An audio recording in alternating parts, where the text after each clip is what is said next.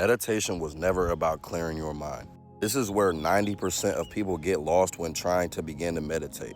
You have this idea in your mind that meditation is supposed to be a deep practice that you sit into, you breathe into and you settle into, and then your thoughts just disappear. I am here to tell you, after meditating for over a year, that that is not what is going to happen.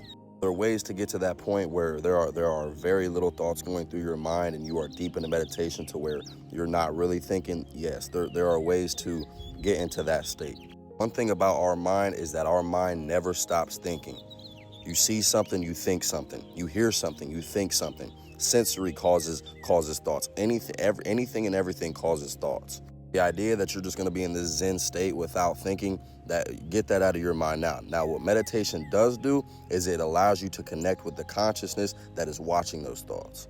But what this allows you to do is disconnect from the thoughts and allow yourself to be the observer.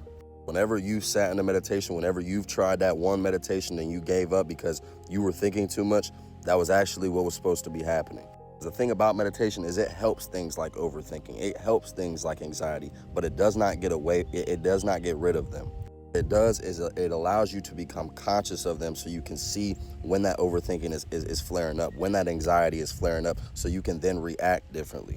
Understand that, okay, these are nothing but thoughts. This is nothing but a feeling that has just came over me. But I'm the consciousness of this feeling. I am the consciousness. I am the observer that is watching this thought come into my mind. The reason people say think before you speak, just think about that saying for a second. Think before you speak.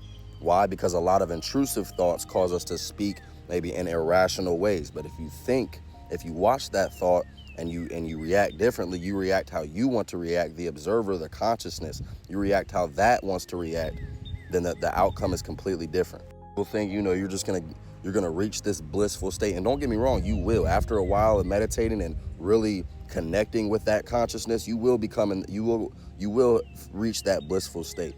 You finally realize that these thoughts and this anxiety and all these things don't have any control over you. You have control over it all. So it will put you in a blissful state.